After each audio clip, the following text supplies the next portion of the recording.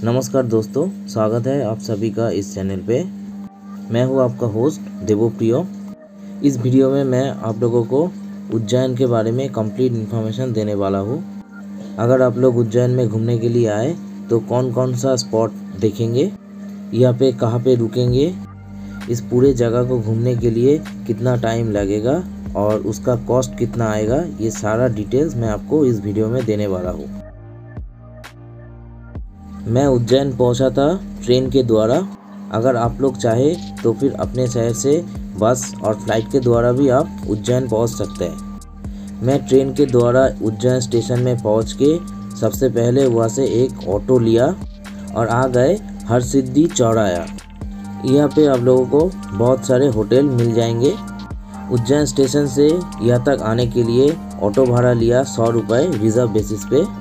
हम लोग जिस होटल में रुके थे उस होटल का भाड़ा लिया 1500 रुपये पर डे के बेसिस पे, जो कि 3 बेडेड AC रूम है। बेड का साइज़ बड़ा था, यहाँ पे आराम से 4 जन रह सकते हैं। उज्जैन में हम लोग पहुँचे थे रात के टाइम पे, इसलिए होटल में आके रात का डिनर करके हम लोग सो गए। होटल के अगल बगल में बहुत सारे खाने का दुकान आपको मिल जाएगा। अगले दिन सुबह 4 बजे हम लोग उठे और महाकालेश्वर ज्योतिर्लिंग दर्शन करने के लिए आ गए। इस टाइम पे यहाँ पे भस्म आरती होता है, जो कि एक देखने लायक चीज़ है। भस्म आरती देखने के लिए आपको पहले से टिकट खरीदना होगा ऑनलाइन पे, जिसका प्राइस है 250 रुपये, और ये तकरीबन 3 महीना पहले काट लेना होगा। अगर ऑनलाइन में आप टिकट नहीं खरीदेंगे तो फिर आप यहाँ आके भी खरीद सकते हैं, लेकिन उसके लिए एक लंबा प्रोसीड्योर है। ऑफलाइन में भस्म आरती का टिकट लेने के लिए आपको 2 दिन का वक्त भी लग सकता है और आपको रात भर लाइन में खड़ा होना होगा टिकट लेने के लिए। इसलिए बेहतर होगा कि आप ऑनलाइन से ही टिकट खरीदें और यहाँ आके भस्म आरती देखें। मंदिर के कॉरिडोर पे एक बहुत ही बड़ा जाइंट स्क्रीन लगा हुआ है, जहाँ पे आप भस्म आरती देख सकते हैं। हम लोगों का भस्म आरती देखने का टिकट नहीं था, इसलिए हम लोग जाइंट स्क्रीन पे ही देखे, और जिनका भस्म आरती का टिकट है वो लोग अंदर जाके सामने से भस्म आरती देख सकते हैं। भस्म आरती देखने के बाद हम लोग दर्शन का लाइन में खड़े हो गए। यहाँ पे दर्शन के लिए जो लाइन है वो बहुत ही अच्छी तरीके से मेंटेन किया है। हम लोगों को आधा घंटा लगा दर्शन करने में और हम लोग दर्शन करके वापस आ गए। उसके बाद हम लोगों ने सुबह का नाश्ता किया। मंदिर में आने के रास्ते में ही बहुत सारे दुकान हैं जहाँ पे आपको नाश्ता करने को मिल जाएगा। नाश्ता करने के बाद हम लोगों ने एक ऑटो हायर किया यहाँ के साइट सीन के लिए। ऑटो वाले भाई साहब हम लोगों को एक कार्ड दिया था जिसमें लिखा हुआ है कि कौन कौन सा स्पॉट वो घुमाएंगे। हम लोगों का ऑटो फेयर लिया था 600 रुपये और सबसे पहले लेकर गया गढ़कालिका मंदिर पे, और उसके बगल में ही एक गणेश जी का भी मंदिर है। फिर हम लोग गए सांदीपनी आश्रम पे। सांदीपनी आश्रम में भगवान श्री कृष्ण ने सांदीपनी जी से अपना गुरु शिक्षा लिया था।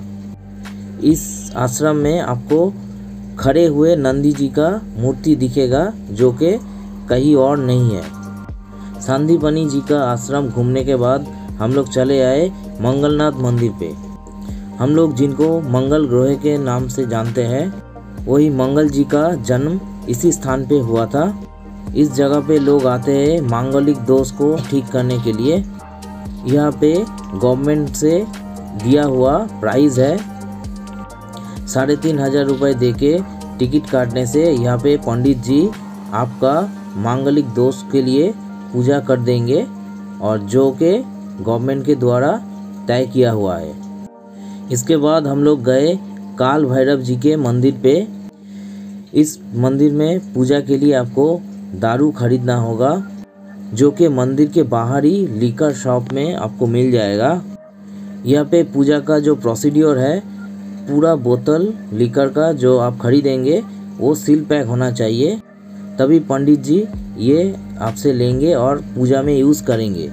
और अपने हाथ से इस बोतल का सील खोलेंगे और उसमें से थोड़ा सा दारू जो है वो भगवान जी को खिलाएंगे। और बाकी आपको बोतल समेत वापस कर देंगे। हम लोग जिस टाइम पे काल भैरव जी के मंदिर में पहुँचे थे उस टाइम दोपहर के 12 बजे थे। गर्मी भी बहुत था और काफ़ी लंबा लाइन था दर्शन के लिए। हम लोगों ने वहाँ का लोकल लोगों से पूछा तो फिर बताया कि यहाँ पे अगर लाइन में अभी रुकेंगे तो आराम से 3 साढ़े 3 घंटा लग जाएगा दर्शन करने में। और यहाँ का जो लाइन है, लाइन के ऊपर में कोई शेड नहीं है, जिसके वजह से कड़ी धूप में 3 घंटा आपको लाइन में रुकना पड़ेगा। इसलिए हम लोग दर्शन उस टाइम में नहीं किया, हम लोग वापस आ गए। फिर रात को 8 बजे हम लोग फिर जाके काल भैरव जी का दर्शन किया। उस टाइम में लाइन नहीं था, एकदम खाली था और बहुत ही अच्छी तरीके से हम लोगों का दर्शन हुआ। भैरव जी के मंदिर से वापस महाकालेश्वर मंदिर तक आने के टाइम में रास्ते पे एक जगह पे हम लोगों को खाना खेलने के लिए रुका था।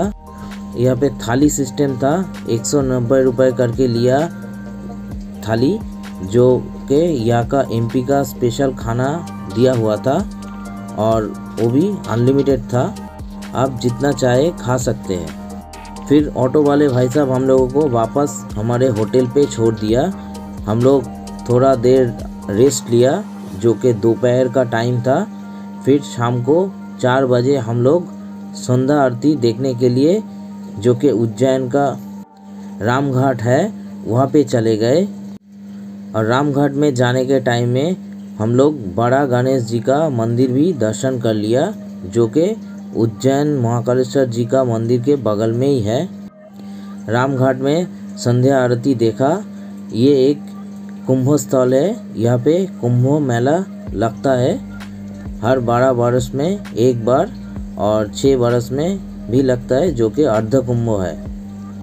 रामघाट में आरती देखने के बाद हम लोग आ गए हरसिद्धि माता मंदिर में, जो कि बगल में ही है। इस जगह पे हर शाम को दिया जलाया जाता है, जो कि एक देखने लायक चीज़ है। और फिर माता जी का आरती होता है। हरसिद्धि माता जी के आरती देखने के बाद हम लोग यहाँ से एक टोटो हायर किया और पहुँच गए काल भैरव, क्योंकि हम लोग सुबह के टाइम में जब काल भैरव जी के मंदिर में गए थे तो वहाँ पे दर्शन नहीं किया था भीड़ के वजह से।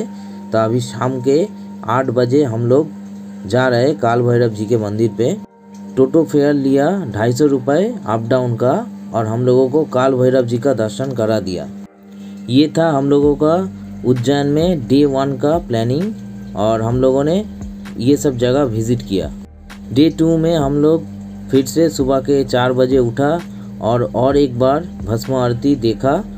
और यहाँ का जो बाबा का श्रृंगार है वो डेली अलग अलग तरीके से बाबा को सजाया जाता है। भस्म आरती देखने के बाद अर्ली मॉर्निंग में हम लोग गए थे यहाँ का कॉरिडोर देखने के लिए, क्योंकि यहाँ का कॉरिडोर का जो टाइमिंग है सुबह के 6 बजे से रात के 8 बजे तक। कल रात को हम लोग भैरवनाथ जी का मंदिर में गया था, जिसके वजह से यहाँ का जो कॉरिडोर है वो विज़िट नहीं कर पाया था। इसलिए आज अर्ली मॉर्निंग हम लोगों ने यहाँ का जो कॉरिडोर है वो घूमा। ये भी एक देखने का चीज़ है। इस जगह को पूरी तरह से घूमने के लिए आपको लगभग आधा घंटा का समय लगेगा। आपके साथ अगर कोई बुज़ुर्ग है जो कि चल नहीं सकता तो उसके लिए यहाँ पे टोटो का इंतज़ाम है, जो कि फ्री ऑफ कॉस्ट है। वैसे तो ये जगह घूमने के लिए एक दिन ही काफ़ी है, लेकिन हम लोगों के साथ एक बच्चा था और एक बुज़ुर्ग भी था, जिसके वजह से हम लोग अपना जो टूर का स्पेस है वो थोड़ा सा कम रखा।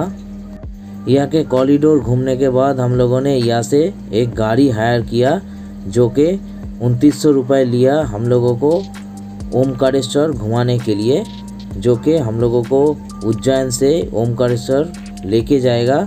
फिर ओमकारेश्वर घुमा के हम लोगों को उज्जैन में छोड़ देगा। नेक्स्ट वीडियो में मैं आप लोगों को ओमकारेश्वर के बारे में कंप्लीट इन्फॉर्मेशन दूंगा। तब तक के लिए बने रहिए इस चैनल पे। अगर वीडियो अच्छा लगे तो एक लाइक कर दीजिएगा और चैनल को सब्सक्राइब कर दीजिएगा। धन्यवाद।